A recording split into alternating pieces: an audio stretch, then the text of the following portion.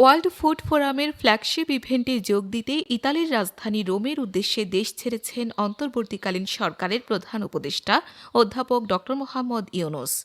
রোববার সকাল 11:30 প্রধান উপদেষ্টা ও তার সফর সঙ্গীদের বহনকারী বিমান বাংলাদেশ এয়ারলাইন্সের একটি ফ্লাইট হজরত শাহজালাল আন্তর্জাতিক বিমানবন্দর ছেড়ে যায়।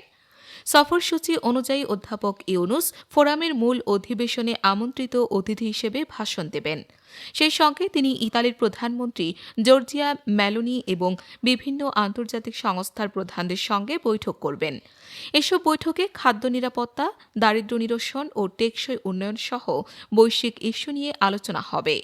ওয়ার্ল্ড ফুড ফোরাম জাতিসংঘের খাদ্য ও কৃষি সংস্থা FAO আয়োজিত একটি বৈশ্বিক প্ল্যাটফর্ম, যেখানে বিশ্বের নীতি নির্ধারক, গবেষক ও উদ্যোক্তারা খাদ্য ব্যবস্থার ভবিষ্যৎ নিয়ে মতবিনিময় করেন। এবারের আসরটি 10 থেকে 17 অক্টোবর পর্যন্ত চলবে রোমে FAO সদর দপ্তরে। প্রধান উপদেষ্টার এই সফরকে আন্তর্জাতিক অঙ্গনে বাংলাদেশের সক্রিয় কূটনৈতিক ভূমিকার একটি গুরুত্বপূর্ণ দিক হিসেবে দেখা হচ্ছে। আগামী 15 অক্টোবর প্রধান উপদেষ্টার দেশে ফেরার কথা রয়েছে।